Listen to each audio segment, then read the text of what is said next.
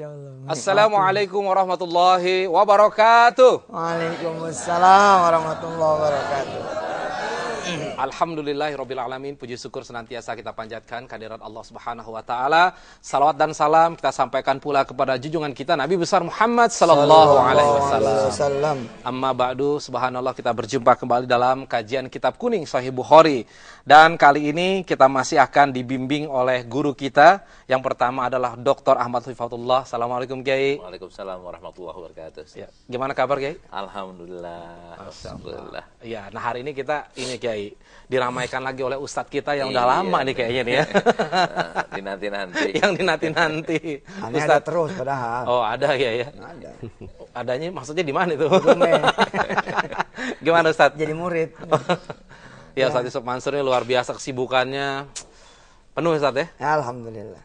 Masya Allah. Dan yang ketiga nanti insya Allah akan membacakan kitab adalah Ustadz Ahmad Futuh. Nah, Bapak Ibu sekalian pemirsa, ada suatu cerita yang menarik. Saya pernah datang ke sebuah SMK. Waktu itu saya membawakan dua model. Yang satu adalah model mobil sama pesawat. Terus saya kumpulkan mereka, saya bilang, "Hai anak SMK, saya mau bikin mobil." Wah, oh iya Mas Agus. Tapi saya bawa dua model, saya tanya dulu. Menurut kamu, mana yang lebih canggih, pesawat atau mobil? Kalau Ibu di sini mana jawabnya? Mobil atau pesawat? Pesawat. Mana yang lebih teknologinya tinggi, pesawat atau mobil? Pesawat. Berarti lebih canggih pesawat ya. Nah, saya bilang, Anda saya minta untuk bikin mobil. Baik, mana contohnya Mas Agus? Contohnya ini pesawat. Dia kaget. Kok contohnya pesawat? Oh iya dong, pesawat lebih canggih. Tapi nggak bisa Mas Agus, harus mobil loh, gimana? Pesawat aja lebih canggih. Kira-kira kalau bikin mobil contohnya pesawat bisa nggak Bu? Nggak akan bisa. Nah, inilah subhanallah. Allah mengutus Rasulullah kepada kita, manusia.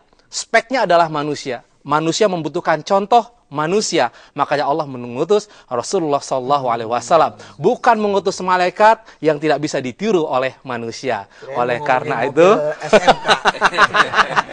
bisa aja prolognya. Iya. Anda udah mikir kemana?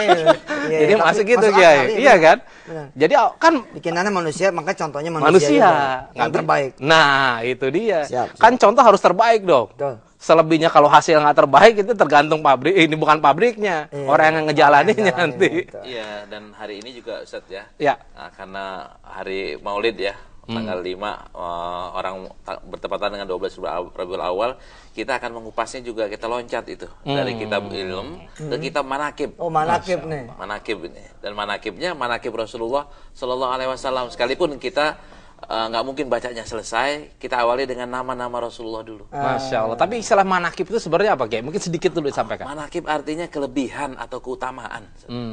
Nah, kan ada yang populer di Indonesia itu ada manakib Saman, manakib Abdul Qadir Jalani, manakib Imam Syafi'i, manakib Imam Nawawi. Nah, maksudnya adalah kelebihannya apa sih? Kalau di Kalimantan manakib Tuan Guru Syekh Arsyad ya. Ya, Syekh Arsyad Banjar. Iya. Subhanallah. Nah, kita sekarang nih manakibnya Rasulullah Shallallahu Alaihi Wasallam. Iya, baik. Sekalipun karena keterbatasan waktu, mungkin kita hanya baru satu atau dua hadis dulu ya. Siap. Iya. Baik.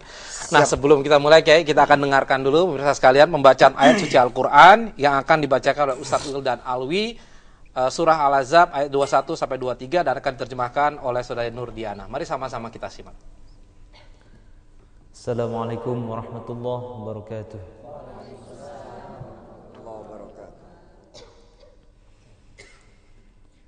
أعوذ بالله من الشيطان الرجيم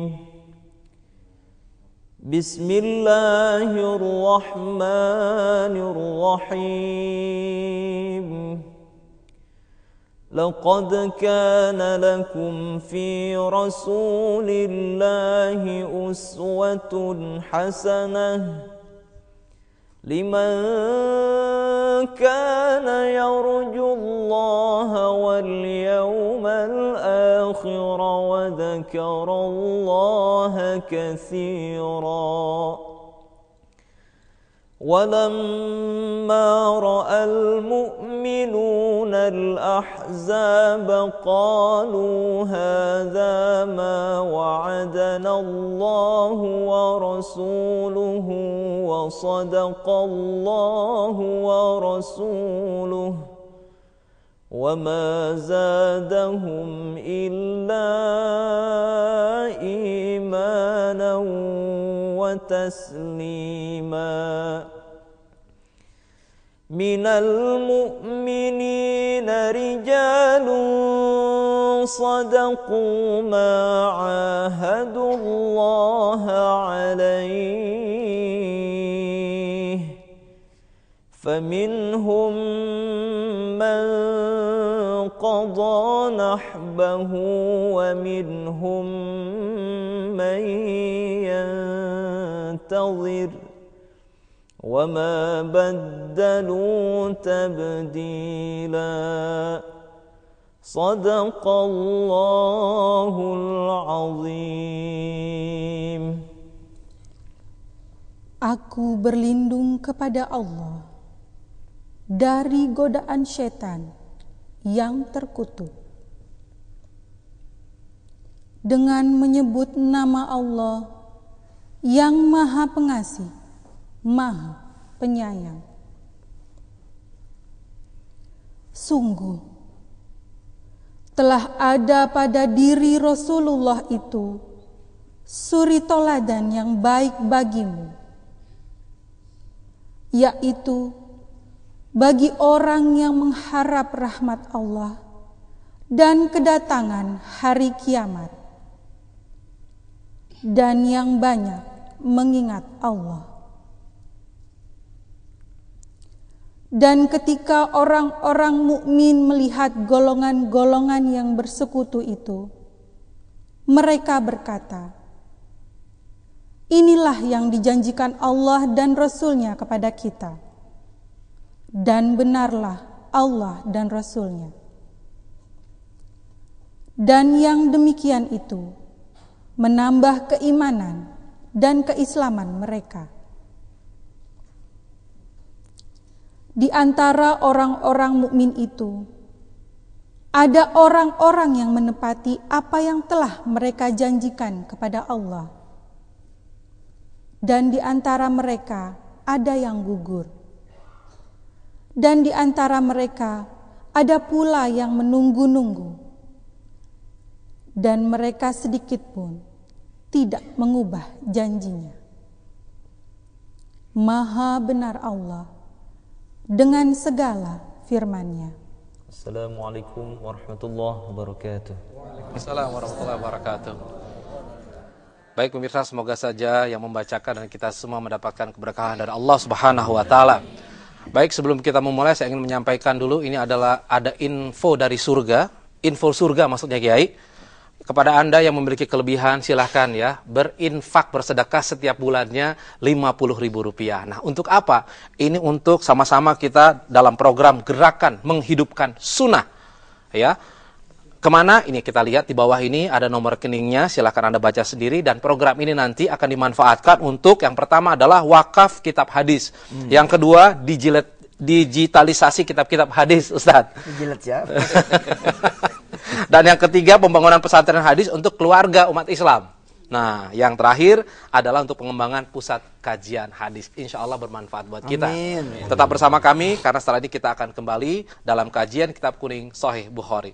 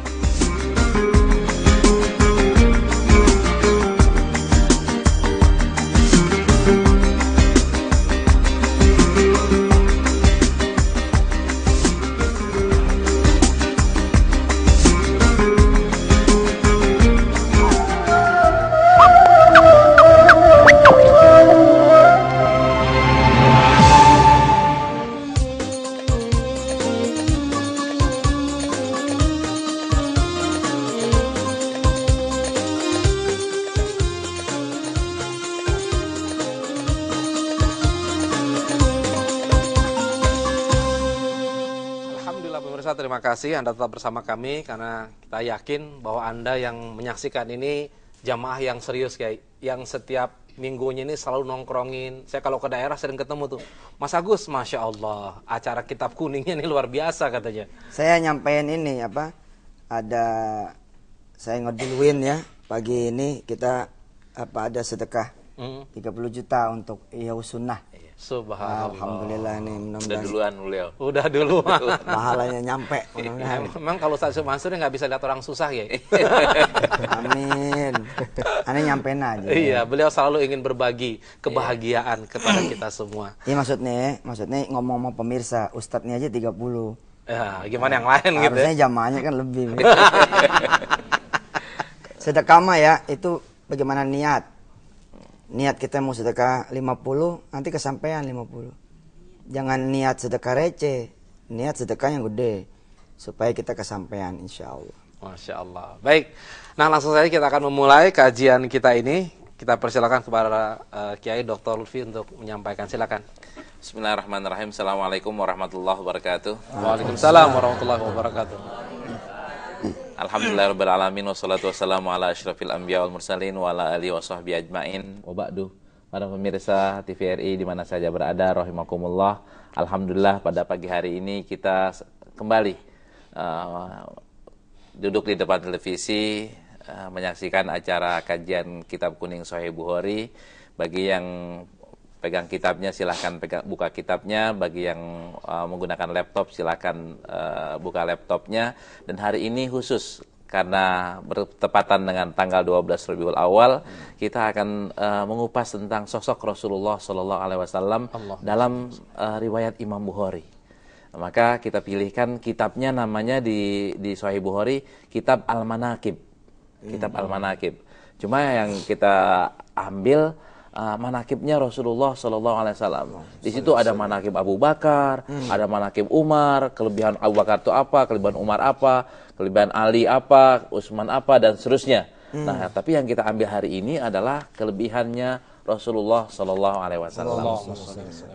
Untuk itu silahkan buka kitab manakib dan babnya lihat di layar kaca di kitab Sahih Bukhari-nya. Kita buka di kitab manakibnya. Dan ini bisa kita besarkan sedikit. Bab di kitab manakib, bab majaa fi asma'i Rasulillah sallallahu alaihi wasallam. Bab mengenai nama-nama Rasulullah sallallahu alaihi wasallam. Apa hikmah yang kita bisa ambil? Nama harus cakep, Ustaz. Dan nama Rasulullah nanti cakep dan berdampak juga cakep. Ada 2 hadis nanti di kitab ini. Hadis yang kedua tuh justru lebih menunjukkan bahwa kalau namain orang harus yang cakep.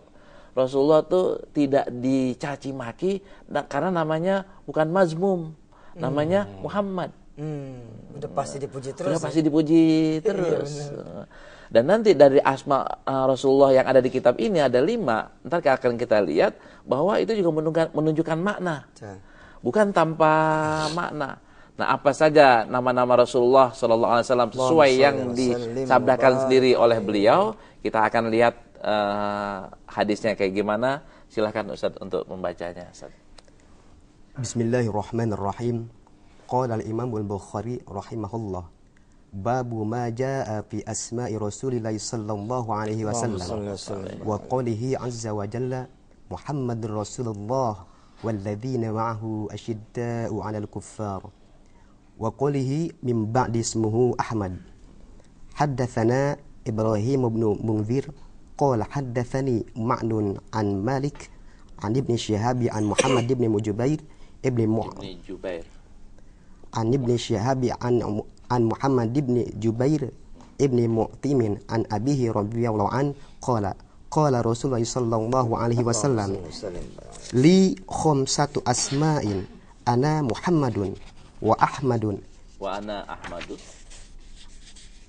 li khamsatu asma'in ana Muhammadun wa Ahmadu wa ana al-mahi alladhi yamhu Allahu bil al-kufra wa ana al-mahi alladhi yamhu Allahu bil kufra wa ana al-hashir alladhi yuhsharu an-nas ala qadami wa ana al-aqib wa ana al-aqib. Ya, ini hadisnya kita terjemahkan Silakan dilihat di layar kaca. Dari Rasulullah SAW bersabda, li khamsatu asma'in, aku mempunyai 5 nama. Ana Muhammad, aku Muhammad, wa ana Ahmad, aku Ahmad, wa anal mahi, aku al-mahi. Apa artinya? Alladzi yamhullahu biyal kufra, yang Allah menghapuskan dengan itu kekafiran. Wa anal hasyir, aku adalah al-hasyir, alladzi yuhsyarun nasu ala qadami, yang nanti di padang mahsyar akan digabungkan manusia di bawah kakiku. Wa anal akib, dan aku adalah al-akib. Nanti apa maksudnya kita akan jelaskan, Ustaz. Nah, ini menunjukkan bahwa Rasulullah punya bukan satu nama. Nanti kan di ayatnya seperti biasa Imam Bukhari kadang-kadang kan ngambilnya dari ayat Quran dulu kan sebagai dalilnya. Di Quran ada apa nama-nama Rasulullah? Ada Muhammadur Rasulullah. Jelas itu namanya kan Muhammadur Rasulullah. Walladzina ma'ahu asyiddau 'alal kufari ruhama'u bainahum. Di ayat yang lainnya mimba dismuhu Ahmad. Yang dimaksud dengan Ahmad di sini di surat As-Saff ayat 6 adalah Ahmad itu Muhammad. Karena nama Nabi Muhammad itu lebih dari satu. Ini kan kata-kata Ahmad ini sering disalahgunakan orang, Ustaz. Di antaranya Ahmad Musodik itu ngaku sebagai nabi dan itu legitimasinya adalah dari Al-Qur'an pakai ayat ini. Mirza Ghulam Ahmad mengaku sebagai nabi pakai ayat ini, Ustaz. Mimba dismuhu Ahmad. Mirza Ghulam Ahmad ngakunya sebagai ini. Untung Ahmad Lutfi enggak, Ustaz. Kalau saya mau ngaku nabi pakai ayat ini, tapi nauzubillah saya nggak bakal mau ngaku jadi nabi. Kalau kita tahu bahwa nama di antara nama-nama Nabi Muhammad SAW adalah Ahmad, maka kita menafsirkan di surat As-Saff itu Ahmad adalah Muhammad. Nah, sedangkan ininya di hadisnya ini aku mempunyai 5 nama, itu jelas sekali. Nama Nabi Muhammad adalah Muhammad. Oke. Yang kedua Ahmad, yang ketiga Al-Mahi, yang keempat Al-Hasyir, yang kelima Al-Akib. Apa arti Muhammad? Udah tahu ya. Arti Muhammad yang terpuji. Ahmad juga yang terpuji. Al-Mahi artinya yang Allah dengan mengutus Nabi Muhammad akan menghapuskan kekufuran. Al-Hasyir, nanti orang akan digabungkan di padang mahsyar di bawah kaki Rasulullah SAW. Dan ana al-akib, yang tidak ada nabi setelahku. Itu maksud al-akib. Nggak ada lagi nabi setelahku. Apa yang kita bisa ambil kesimpulan? Pertama, nama itu harus mempunyai makna. Nggak ada istilahnya siapa yang terkenal itu apalah arti sebuah nama? Shakespeare. Nah, itu apalah arti sebuah nama? Dalam Islam nama harus baik.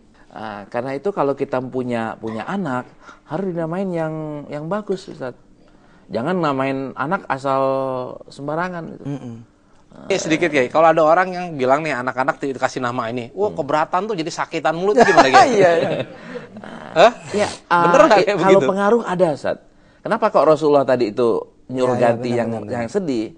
Agar orang ini nggak sedih. Iya benar. Nama anak cucu Rasulullah kan Hasan Husain ya.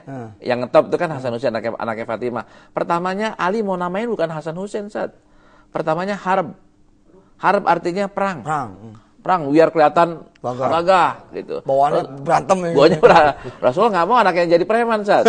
Atau cucunya jadi preman. Ganti menjadi Hasan. Baik. Lahir lagi adiknya. Siapa yang dinamain namanya Harb lagi, Ustaz. Karena emang kepengen tapi koruptor namanya bagus-bagus. Kadang-kadang kita jadi candaan tuh sama orang non-muslim ya kan. Namanya bagus-bagus tapi tukang nyolong, koruptor gimana itu, Ustaz? Kecelakaan dong ya. Artinya kan itu diawali, Ustaz. Kalau dia ingat sama namanya malu sendiri. Benar. Ingat sama namanya. Ingat sama namanya. Masa Abdurrahman nyolong gitu kan gitu. Apa kalau gitu apa salah nyolong diganti nama kemudian Kiai? Iya benar. Abdul Korup. Jadi itu salah satu hikmahnya Rasul punya 5 nama nih nyontohin ya. Nyontohin. Dan juga yang buat kita lagi memperingati Maulid ini artinya Ustaz, artinya besar banget. Artinya Rasulullah diutus untuk menghapuskan kekafiran. Kalau umpamanya Rasulullah nggak dilahirkan tahun 571 tadi itu sesuai dengan lagunya, maka mungkin kita masih kafir. Iya, benar. Nggak ada yang beriman di yang beriman. Bener. Habis. Habis. Yang kedua, ntar di padang mahsyar kita akan dikumpulkan, dikumpulkan, dan yang bisa memberikan syafaat al-uzma adalah Rasulullah Sallallahu Alaihi Wasallam. Makanya banyakin sholawat. Di antaranya itu, Ustaz. Di antara untuk mendapatkan syafaat Rasulullah, satu banyak sholawat, kedua meninggal di Madinah, Ustaz. Meninggal di Madinah susah ya. Yang ketiga ziarah ke Madinah, ziarah ke kubur. Ya, yang keempat baca doa habis azan. Allahumma rabb hadhihi da'wati tammah. Ziarah kuburnya harus ke Madinah. Rasulullah. Iya, ke Rasulullah sallallahu alaihi wasallam. Ziarah kubur, meninggal di Madinah, baca Allahumma rabb hadhihi da'wati tammah setelah azan ya. Yang keempat selawat deh. Oh, itu doa, mana yang paling doa mudah? Habis azan tuh bisa nganter kita ini ya. Bisa dapat syafaat Rasul. Halat lahu syafaati. Karena doain Rasul terus ya. Karena doain Rasulullah sallallahu alaihi wasallam. Allah ati sayyidana Muhammadanil wasilah wal fadilah wa ba'atsu maqamam mahmudal ladzi wa'atta. Nah, di sini boleh pakai innaka la tukhliful mi'ad, enggak pakai juga lebih baik. Lebih baik enggak pakai innaka la tukhliful mi'ad. Redaksinya sampai situ doang. Redaksinya sampai situ doang. Nah, orang yang baca ini apa kata Rasulullah? Halat lahu syafaati. Dia berhak mendapatkan syafaatku. Nah, kalau kita mintanya beberapa kali, maka Rasulnya pun rekomendasinya beberapa kali. Waduh, kalau jaga terus ada di masjid pas azan mantap ya. Iya, Ustaz. Atau paling enggak hormati ketika azan kita dengar dan kita jawab. Habis jawab baru doa. Aneh ketemu Ustaz, cara buat khusyuk aneh ketemu. Gimana tuh, Ustaz? Cara buat orang tuh khusyuk ya, sholatnya khusyuk. Sambil bebean, Ustaz. Ini orang kalau bebean kan khusyuk tuh, dipanggil nggak nengok. Iya. Nih, main bebe aja sholatnya. Kayaknya nggak paham bebe, makanya nggak nyambung. Nggak nyambung. terus. Nah, yang paling mudah ya banyak selawat. Allahumma sholli dengan mengucap Allahumma sholli ala Muhammad. Itu. Nah, mana dalilnya? Banyak sekali dalilnya. Untuk syafaat itu orang yang paling dekat denganku pada hari kiamat nanti adalah orang yang paling banyak berselawat kepadaku. Hadisnya hadis hasan ya, bisa dijadikan hujah. Berapa kali? Nggak ada batasnya. Semakin ingin dekat, ya semakin banyak selawat. Kalau menetapkan angkanya? Menetap angka nggak boleh kalau dikakukan. Kalau umpamanya baca selawat 4.000, baca selawat 1.000, itu nggak boleh, Ustaz. Kalau mengkakukan. Tapi kalau dia hitung ternyata 1.000, selesai, nggak ada masalah. Kalau himbauan kayak anak gitu kan, cobalah baca 100 sholawat tiap hari. Tapi jangan dikakukan, Ustaz. Kalau antum nggak bacanya 3.300, nggak ada hukuman. Dosa loh. Nah, ya nggak ada. Nah, itu cuman himbauan toh. Himbauan nggak ada supaya masalah. ada ukuran target gitu, ada target. Nggak ada masalah. Ada target nggak apa-apa, tapi harus ditambahin. Ini bukan syariat loh. Iya. Ya sebenarnya kan dengan bahasa ngerti dong. Iya. Dengan bahasa kan harusnya ngerti. Ini bukan suatu rule. Iya. Bukan peraturan kudu 100. 99 kurang 1 nggak jadi misalnya. Iya. Nggak gitu kan? Nggak. Boleh lah gitu. Boleh begitu. Tawar. Terus Kiai satu ya, ini kalau dalam membacakan itu, ini gimana nih? Apakah kan kalau kita sama-sama suka pada teriak-teriak tuh? Atau harus membacakan dengan lembut, dimaknai? Gimana sih Kiai sebenarnya bacanya itu? Baca apa nih, Ustaz? Selawat maksudnya. Baca selawat. Iya. Sebenarnya kan mau baca rame-rame boleh, mau baca sendirian boleh. Baca selawatan rame-rame silakan, mau baca selawatan sendirian silakan. Nggak ada perintah khusus rame-rame, nggak ada juga perintah hanya boleh sendirian. Yang ada adalah shollu. Innallaha malaikatahu yusholluna 'alan nabi ya ayyuhalladzina amanu shollu alaihi wasallimu taslima. Caranya kayak gimana? Sambilannya kayak gimana? Kita kiaskan aja dengan Quran. Al-Quran kita boleh baca sambil duduk boleh, sambil berdiri boleh, di kendaraan boleh, di mobil boleh. Rasulullah waktu Fatu Mekah baca Quran surat Al-Fatah sambil naik onta. Lagi jalan juga Rasulullah baca Quran. Kita berselawat, lagi naik mobil juga silakan berselawat. Lagi jalan juga silakan berselawat. Mau rame-rame juga silakan. Yang penting nggak boleh bilang nggak sah kalau nggak rame-rame. Kalau misalkan ngejar angka, misalkan ya, ngejar angka 4.444 kali, ya, terus dibagi misalkan 100 orang yang baca, gitu. Itu bagaimana? Pakai keramat gak, Ustaz? Maksudnya keramat gimana? Kalau nggak nyampe, nggak apa-apa ya? Kalau nggak nyampe nggak batal gitu loh, nggak sah.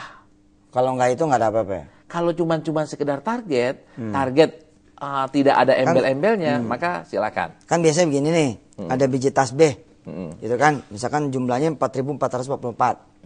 Ini yang bagian keliling nih. Nah keliling, terjatuhnya berapa tergantung ada berapa itu orangnya. Misalkan ada 100, berarti surang 444 misalkan, atau surang 44 misalkan itu. Nah tapi biasanya kalau yang penghulunya nih atau ustadz besarnya udah selesai ya, walaupun belum kelar, ya udah aja nggak apa-apa. Kalau gitu gimana? Ini gimananya ada udang di balik batu gak di balik 444-nya itu?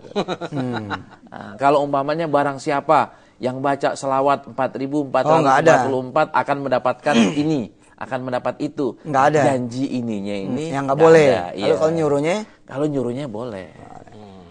Antum nyuruh saya nih, Ustaz baca 100 kali, boleh. Ya. Aneh nggak boleh Ustaz nyuruh antum mah. Mah nyuruh guru. Terus kayak kalau kita tadi ya mungkin nyambung Ustaz Yusuf Mansur kan kalau ada target gitu biasanya itu jadi bacanya jadi ngebut kayak. Nah itu gimana sih kalau misalkan kayak begitu? Enggak juga. Oh, jadi tetap harus rapi ya? Iya, tergantung orangnya juga. Ada yang ngejar target emang bilangan, tapi umumnya sih orang enggak gitu lah kali ya. Ibu santai lah misalnya Muhammad, wala ali Muhammad. Tapi baiknya diresepin kali. Diresepin, Ustaz. Nah, kenapa kok zikir itu, selawat kan bagian dari zikir, Ustaz ya? Kenapa kok selawat itu ada bilangannya? Atau zikir itu ada bilangannya? Ada 33, ada 100 ya. Yang 100 ada barang siapa yang baca subhanallah wa bihamdihi dalam satu hari 100 kali, maka akan diampuni dosanya walau sebanyak buih di lautan. Kenapa kok 100 kali? Karena ini 100 kali ini untuk manusia. Kenapa kok antum, contohnya ya, harus makan sehari 3 kali. Kenapa kok pel harus 3 kali? 8 jam. Kenapa kok harus 8 jam? Itu karena dokter meneliti ternyata tubuh kita tuh memerlukan seperti itu ritmenya. Nah ternyata Allah yang menciptakan kita juga mengetahui seperti itu. Kalau 100 kali maka imannya jadi mantep. Kalau 33 kali dia bisa husuk. Kalau baru 3 kali doang pikirannya masih kemana-mana. Ibu suka nawar, itu 100 kali boleh dicicil nggak? Iya kan gitu kan ya. Subuh berapa gitu. Boleh nggak itu? Nah teks hadisnya adalah fil yaumi. Satu hari pokoknya ya. Dalam satu hari. Satu harinya bebas. Nah kalau satu harinya bebas kita silahkan aja. Enggak, saya enaknya cuma habis pagi doang. Ya silahkan habis pagi, habis subuh. Saya enaknya waktu duha, silahkan waktu duha. Oh 100 kali ya? Yang penting 100 kali. Kalau mau dapat tadi, dapat ampunan semua dosanya walau sebanyak buih di lautan. Gimana kalau cuman sedikit doang, cuma 50 kali doang, berpahala Ustaz. Berpahala tapi tidak seperti teks. Karena teksnya kaku di situ 100 kali. Ustaz baik, yang kedua Ustaz, hadis yang kedua. Ini hadis kedua. Silakan Ustaz baca selanjutnya. Haddatsana Ali bin Abdullah. Qala Imam Bukhari lagi. Qala Imam Bukhari haddatsana. Qala Imam Bukhari haddatsana Ali bin Abdullah. Haddatsana Sufyan. Oh, di sini enggak ada ya. Cara bacanya begitu. Di sini ya.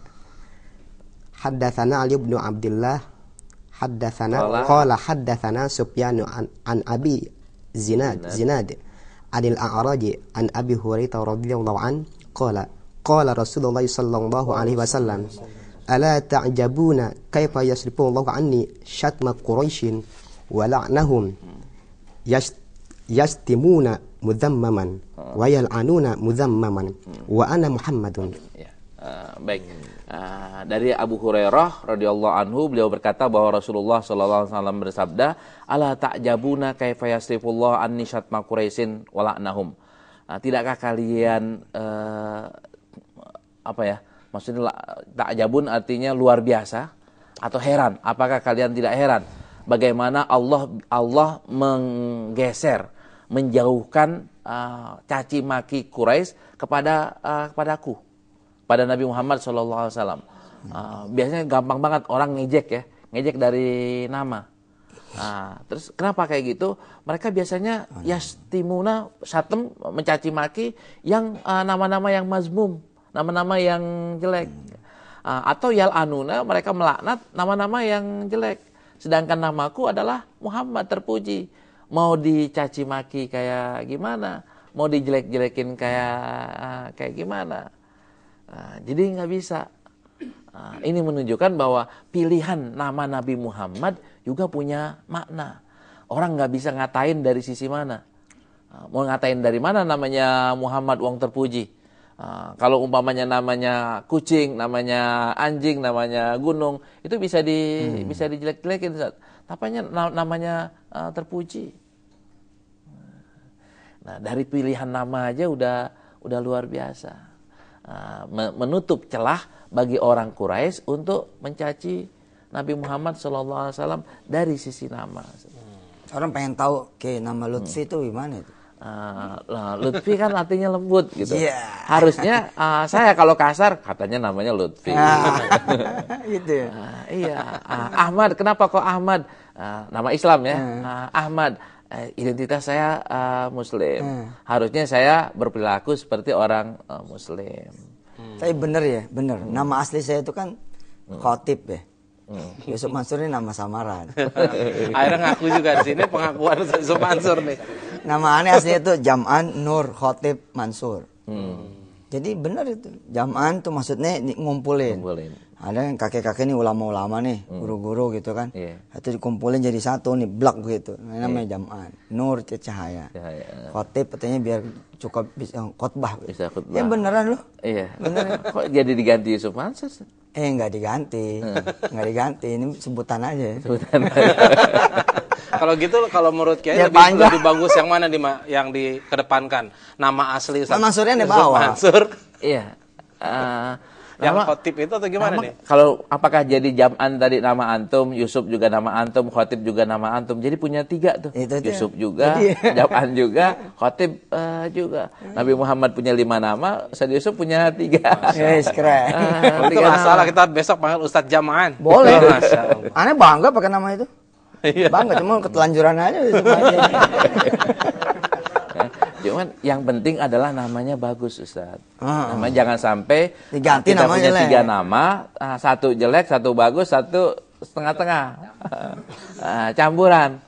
Baiknya 3-3-nya bagus. Rasulullah ini punya 5 nama, semuanya bagus. Boleh nggak misalnya kita pakai nama Rasul yang lain, misalkan jadi namain anak Akib gitu. Kan ada nama Akib Mahbub. Iya. Ada kajian lagi saat ini. Ketika di zaman Rasulullah SAW, orang nggak boleh nama Muhammad, nama Muhammad boleh, tapi kunyahnya nggak boleh, Abul Qasim. Kunyahnya nggak boleh. Kunyahnya nggak boleh. Nama julukannya.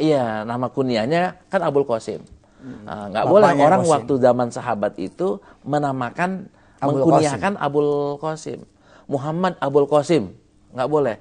Kalau Muhammad aja boleh, tapi Muhammad Abul Qasim nggak boleh. Atau Muhammad Qasim. Ya. Kalau Muhammad Qasim masih boleh. Nggak ada nama di Arab Muhammad Qasim, Ustaz. Di sini ada kali. di sini ada. Iya. Baik, Kiai, nanti kita akan lanjutkan lagi nih karena semakin hangat saja. Ya, nih saya lupa tadi memperkenalkan nih ibu-ibu yang ada di sini adalah ibu-ibu dari Majelis Talim Hidayatul Taqwa Jatinegara Lio Jakarta Timur, pimpinan Ibu Haja Asmaya, Ibu ya. Masya Allah. Dan ini juga yang di sebelah kanan kita ini dari Qasidah Salawat An-Nabawi PTIQ. Baik pemirsa, kita akan kembali setelah pesan-pesan berikut ini masih dalam kajian Kitab Kuning Sahih Bukhari.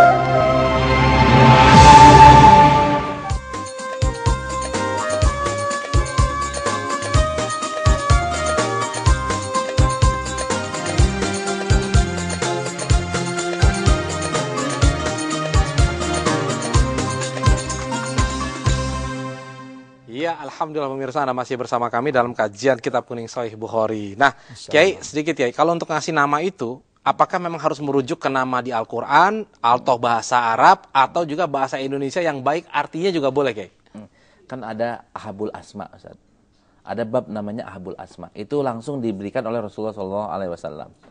Ahabul Asma kan yang pakai abad ya. Abdullah dan Abdurrahman. Ya. Atau namakan dengan nama-nama nabi.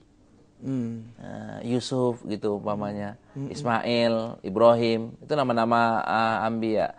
Atau nama-nama ashabku kata Rasulullah, sahabat-sahabatku, Muaz, Umar, Ali, Abu Bakar.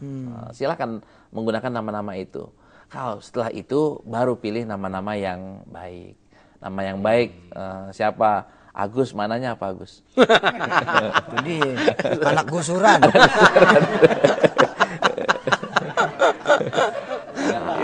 Kalau nama Agus itu maknanya baik, silakan menamakan. Namanya bagus mungkin kan begitu, Kiai. Bagus jadi Agus. Itu boleh, Ustaz. Boleh menggunakan nama-nama yang bermakna baik. Kayak tadi itu, kenapa kok Hasan ya? Hasan, dari Harab ke Hasan, dari Hazan ke Farah. Kan Farah bukan Abdul, bukan ke Allah ya. Tapi ke Farah, menggembirakan orang biar jadi orang itu suka membantu orang. Jadi mungkin proses penggantian namanya boleh, tapi prosesnya kali ya yang mesti kita soroti. Kadang-kadang pergantian nama diikuti dengan tradisi-tradisi yang barangkali jadi masalah gitu. Mungkin ya. Kan di Indonesia akulturasi budaya dengan agama kan masya Allah kuat sekali. Kuat sekali. Gitu. Ketika kemudian ganti nama dibarengin dengan ritual alam itu mungkin yang mesti disoroti kali ya. Nah, kita di Islam nggak kenal kayak begitu. Iya, betul. Kita disuruh menamakannya hari ke-7 dengan motong akikah. Sambil motong akikah, namakan. Tapi kalau umpamanya setelah itu silahkan. Nah, kita kan baru nikah aja udah punya nama buat anak. Iya benar. Iya, tapi peresmiannya adalah pas tanggal 7. Gunting rambut. Pas gunting rambut. Iya, Kiai. Baik, kita lanjutkan lagi, Kiai. Ini karena peringat hari ini adalah bertepatan dengan 12 Rabiul Awal, kita baca satu hadis lagi. Tadi kan hikmahnya apa tadi itu? Kita tahu loh, ada hadisnya di Sahih Bukhari. Nama Muhammad itu ada Ahmad, ada Al-Aqib, ada Al-Mahi. Iya benar, riwayatnya mana? Itu di Sahih Bukhari. Di bab manaqib. Di bab manaqib. Sambung yang khatamun Nabi. Ya. Sambung, silakan. Qala Imam Al-Bukhari babu khatimin nabiyyin sallallahu alaihi wasallam. Haddatsana Muhammad bin Sinan qala haddatsana Salimun qala haddatsana Ibn Hayyan. Qala haddatsana Sa'id. Qala haddatsana Sa'id ibnu Mina'a an Jabir bin Abdullah radhiyallahu anhu. Qala Nabi sallallahu alaihi wasallam mathali wa mathalul anbiya'i karajulin bana daron fa akmalaha wa ahsanaha illa mawdi'a labinah faja'ala an-nasu yadkhulunaha wa yata'ajjabuna wa yaquluna laula mawdi'ul labinah. Baik.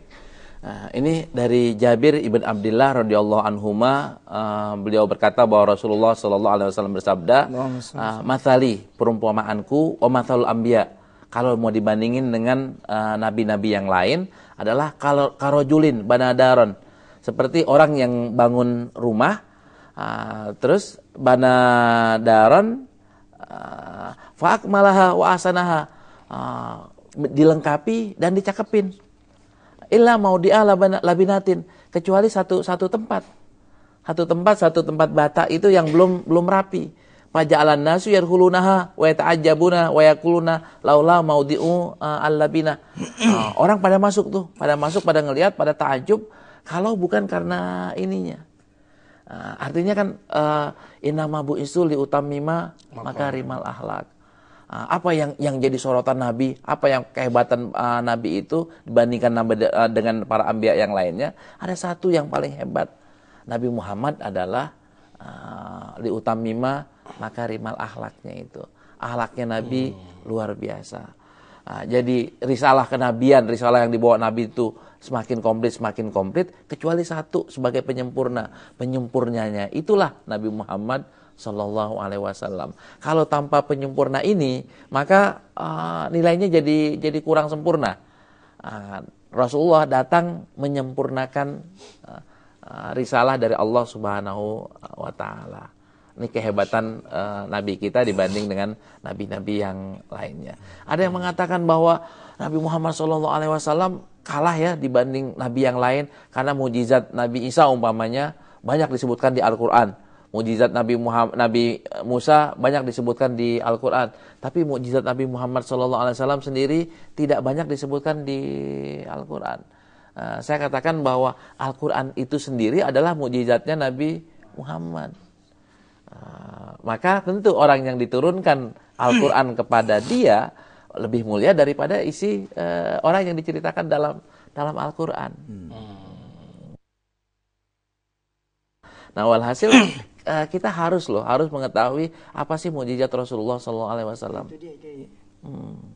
Nah, kita udah kupas itu saat panjang lebar di potret kehidupan Rasulullah SAW. Apa mukjizat Rasulullah SAW? Tadi itu keluar air, memperbanyak makanan. Kalau Nabi Isa harus turun dari langit, kalau Rasulullah nggak usah pakai turun dari langit, langsung. Kan itu bedanya. Mana lebih hebat lah istilahnya. Kalau sama-sama hebat ya. Ini maidahnya dari langit, ini memperbanyak makanan. Siapa yang udah ngerasain itu? Banyak kejadiannya Ustaz. Di perang Hondak Rasul Jabir nih yang perawi ini, beliau kan kebingungan ngelihat Rasulullah kan pada ngadu itu, ya Rasulullah saya kelaparan nih. Karena itu kan masih kondisi sulit. Saya udah ganjel perut saya dengan satu batu. Inti satu batu dibuka sama Rasulullah. Ada dua batu. Ngelihat kayak gitu kan Jabir nggak enak nih, merasa beliau punya punya gandum. Bikinin gandum, suruh bininya makan. Kisikin dah, Abu Bakar ntar ikut ya, ntar ikut ya. Bingung. Jabir bingung. Jabir Rasulullah ngajak tuh, diajak 4. Rasulullah ternyata ngajaknya bukan cuma 4 sahabatnya. Tanya pasang pengumuman, wahai sahabat-sahabatku, satu peleton semuanya kita makan yuk. Jabir ngundang. Kan bingung. Tuan rumah bingung. Gimana cukup? Ternyata Rasulullah makan duluan. Habis itu yang sahabatnya semuanya makan. Ada berapa orang? Ada riwayat 120 orang. Ada riwayat 80 orang. Padahal secara stok itu hanya cukup buat 4-5 orang. 4 atau 5 orang. Cukup buat 80 atau riwayat yang lainnya 120 orang. Subhanallah. Ya makanya mesti belajar ya. Anak-anak muda sekarang ya. Kayak saya pokoknya sejak kenal sama Kilfi ini tersadarkan satu hal itu. Apa itu, Jay? Iya, kita belum mengenal Rasulullah. Sebaik kita mengenal orang yang kita kenal itu selama ini. Kita kan apal banget tempat tanggal lahir ya orang tua kita, anak-anak kita gitu. Bahkan bos kita, sahabat-sahabat kita gitu ya. Tanggal lahir kita ingetin banget. Bahkan mantan-mantan ente dulu apa barangkali diinget tanggal lahirnya gitu kan. Tapi sama Rasul ya, harinya apa, sahabatnya siapa, istrinya berapa. Saya pernah ikut ceramah sama beliau kan. Dia bikin pertanyaannya simpel aja. Sebutin istri-istri Rasulullah. Pada diam dah tuh. Taunya Khadijah, Aisyah, habis itu siapa lagi ya gitu. Subhanallah itu. Bener kayak itu pahala antum tuh dari TVRI ini ya. Dari Indonesia ini Masya Allah. Mudah-mudahan. Nah jadi kalau gitu yang perlu kita ikutin ini dari manakib Rasulullah ini yang gimana ya Kiai? Iya. Untuk melihat sudut kehebatannya Ustaz. Kan orang pengen Michael Jackson umpamanya. Hebat kenapa? Bla bla bla bla. Tyson kenapa hebat? Gini. Persija kenapa hebat? Siapa nih? Irfan Bahdim kenapa hebat? Bla bla bla bla. Sekarang tuh bandingin dah sama Rasulullah. Dari sisi apanya? Dari sisi fisiknya Ustaz. Jangan dari sisi wahyunya ya. Wahyunya mungkin udah kelas tinggi banget dah. Dari sisi fisiknya. Kita bisa gak bandingin? si tadi itu yang kita bilang yang hebat-hebat tuh bisa gak ngeluarin air? Kan nggak bisa. Bisa gak belah bulan? Kalau Amerika sudah bawa Apollo ya ke bulan ya dulu gitu. Sekarang udah bawa pesawat ulang-aling ke bulan. Bisa gak dia mencahin bulan? Iya, ini bulan pecah. Nggak bisa. Motong bulan nggak bisa. Bisa gak ke Sidratul Muntaha? Benar. Nggak bisa. Iya. Nah, kalau yang real, maksudnya yang bisa kita terapkan dalam kehidupan yang itu kan, kalau itu kan memang cerita-cerita yang kita menjadi kagum kayak, tapi kan tidak bisa kita ikutin kalau yang itu gitu. Yeah, tapi itu dia justru yang benar saya bilang. Ini yang kemudian akhirnya menjadi bahan para penulis tentang biografi Nabi Muhammad SAW menafikan bab itu. Padahal justru nubuwah itu menurut Dr. Buti, gurunya Kiai Lutfi, nubuwah kenabian itulah yang harus kita percaya. Karena gara-gara itu salah satu asbab beliau menjadi berbeda. Iya. Ketika misalkan Rasulullah ditanya kan, kayak apa kalau emang udah pernah ke Aqsa? Anda baca tuh. Anda juga baca apa kata pengantar antum di buku itu. Kayak apa kalau udah pernah ke Aqsa? Masjid itu seperti apa? Rasulullah kemudian dibikin ada gambaran. Jadi Allah menampakkan gambar kayak film gitu. Wah, yang tidak dilihat sama yang lain. Lalu disebut tak tok terusnya orang-orang itu pada bingung. Wah, benar itu kata. Tahu. Nah, ini teknologi apa gitu kan? Sekarang belum ada. Kita baru teknologi. Ini kan ini inspirasi dari warteg nih. Iya. Inspirasi iPad nih dari warteg. Warteg kan kalau kita datang ke warteg kan kita tunjukkan nih. Mana tempe ini ya. Ini iPad sama.